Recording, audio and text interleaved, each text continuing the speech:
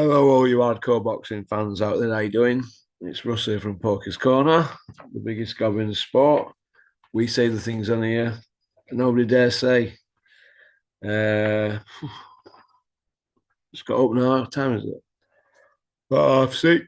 So before I go for a run, I thought I'd just do a video and basically uh, just follow on from what I did with Anthony Austin last night. Uh, I don't really know what to say about it all, really, to be honest. The silence is golden, isn't it? Absolutely golden. But what can you do? It's one of them things, isn't it? Really, it's boxing, isn't it? It's an industry that's built on money. It's a business. But my argument is this, right? Why have we got silence from John Coffey? Eh? Why? Why can't he come out and make a statement? Because they don't want him being grilled. Nobody's accusing him of cheating, but it's all shrouded in mystery, in it. And I don't want to sound like a conspiracy theory guy, but nobody's coming out and putting it on him, are they? He's like gone missing.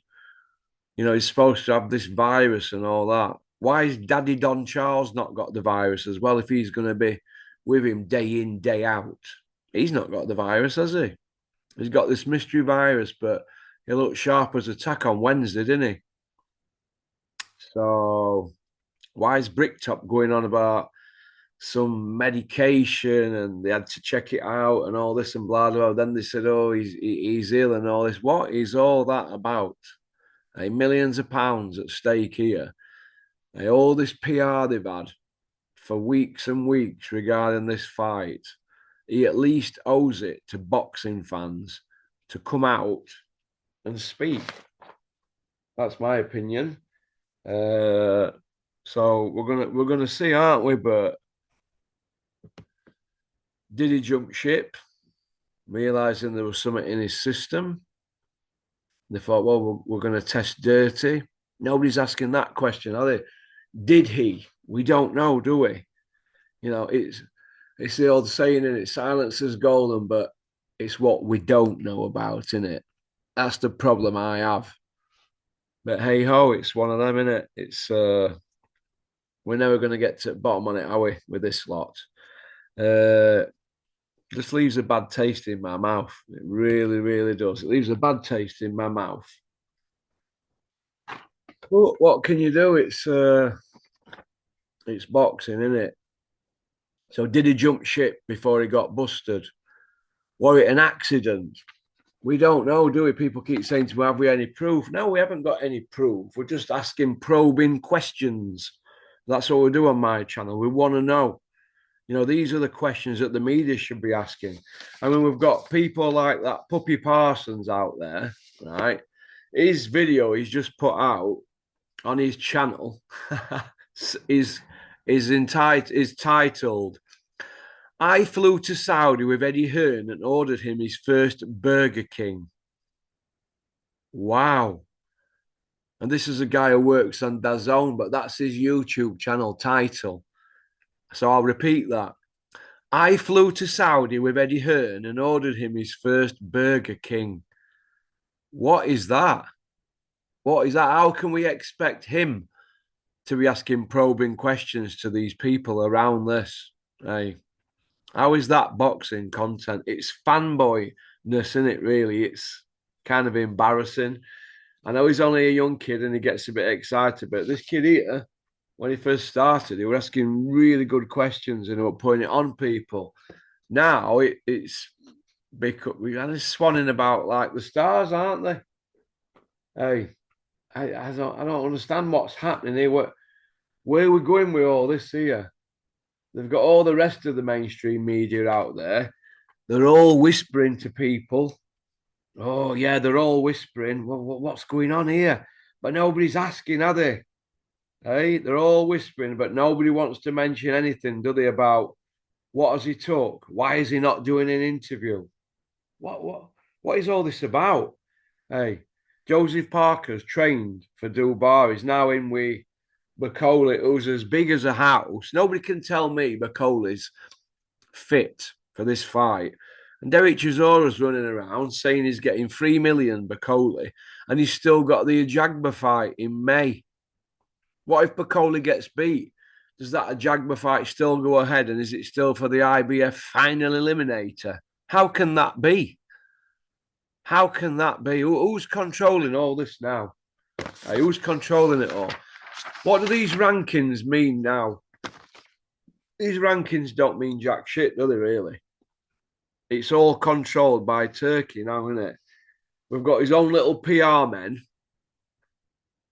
You know, Johnny Nelson Horsecock, he's now a PR man. Adrian Mole Ben Shalom, he's a PR man.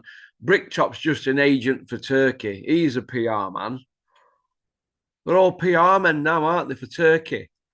That's what's going on. There's other people out there and other YouTube channels that want to be a PR man for Turkey. I noticed that Big Malk, aka Spencer Fearon, he's now all things Turkey. Every interview, it's His Excellency and Turkey's great. He's this, he's that. Big Malk's trying to get a slice of cake now, isn't he? These people would sell their souls, wouldn't they? We all know about Big Malk when he were hanging out at back of Daniel Kinahan, don't they? Running around saying you're a godfather to his kids and all that. What a load of old pony. Absolute pony. But the vagueness regarding the John Coffey situation and Bricktop coming out trying to paper over the cracks is shocking, but nobody's asking the questions, are they? Nobody. Del Boy's dropping enough hints, but nobody really wants to push it, do they?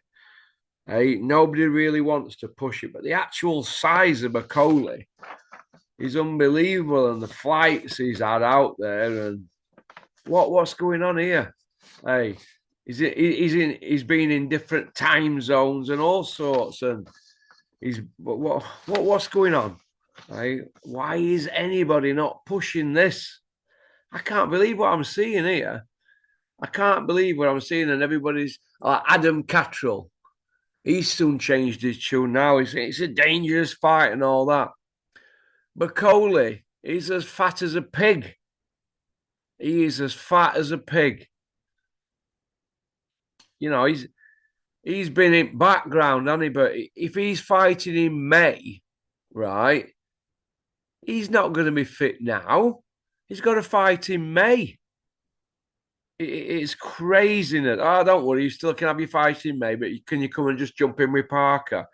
Parker probably wouldn't have took that fight if Bakole had have had a proper camp. Now, I don't believe all this. He's had an 8-week camp. A load of rubbish. He's just said he only needs a 1-day camp for Parker. So they're doing it for money.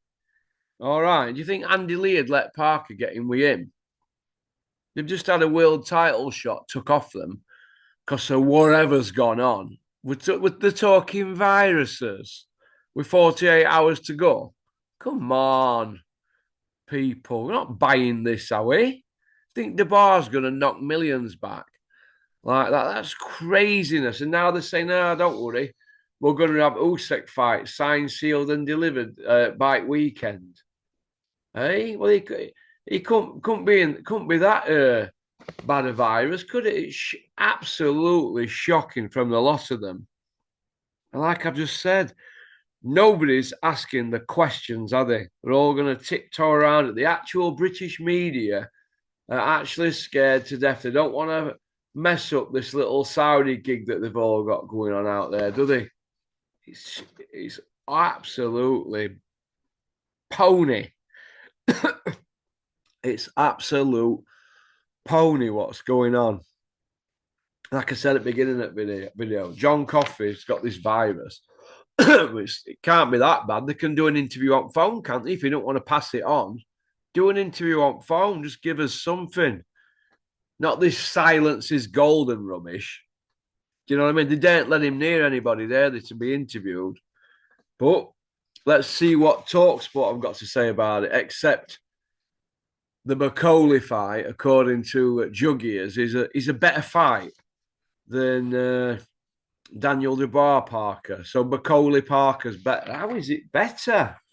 Come on, he's saying that Macaulay's better than Dubois, Jug ears. No, you've got to say that because you've been told to say it. It's a bit like the Gad saying to Tyson Fury, well, Derek's a better fighter now for the third fight than he were in the first two. Where are these people coming from? They get carried away with their own self-importance, don't they? A bit like I flew to Saudi with Eddie Hearn and ordered him his first Burger King. That's a DAZN pundit putting that out. Do you know what I mean? A bit like Darren Barker, a DAZN pundit, asking Conor Benn. Yeah, Conor, yeah, you've been cleared by everybody now to fight. Cleared by who? And you've proved your innocence, Conor. You haven't proved anything to me. You know, these people don't know that they've got access, but they're actually killing the sport that I love. So I like to make a stand. And if people don't like it, lump it because I can get up in the morning and I can look in the mirror. That's what I can do. I look in the mirror and I'm all right with what I see. But these people, they know they're selling their souls, absolutely selling their souls. And you know who you are. And some of you, should know better. All right. So thanks for liking and subscribing and leaving a comment. I've just looked on that video now with Anthony. It's on nearly 5,000 views. So well done. That's good for a small little independent channel like me with no access.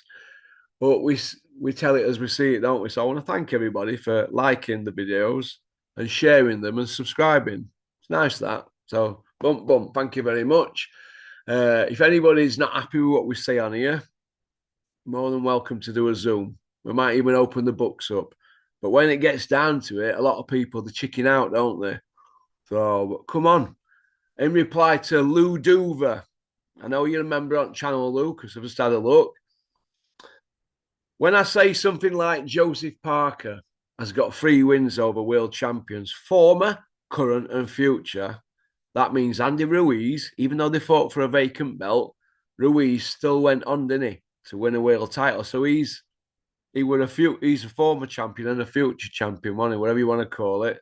Former, Wilder, future, Ruiz, and former IBO champion Jack Massey at cruiserweight. That's 3 champions Parker's beat. But let's not get carried away by beating Zhang and Wilder. Let's not get carried away and Derek Chisora twice. Let's not get carried away. I don't think Joseph Parker's any great shakes. I think he's a top tenner. I think he was lucky against Andy Ruiz. But he's a top 10 guy. Let's not get carried away that he's a road man. Okay, we saw what Joyce did to him. We saw what the Can Man did to him. And when you've got Juggernaut Joe and the Can Man doing that to him, he ain't no great shakes, is he? He's a top 10 guy, a good, solid guy. All right, Martin McCauley, he beat Yoka, a novice. We got carried away with him, didn't we, with Olympics, but he's beat Yoka, a drug cheat. Beat him, a novice fighter at the time. He didn't have many fights. And McCauley's beat Jared Anderson, hasn't he?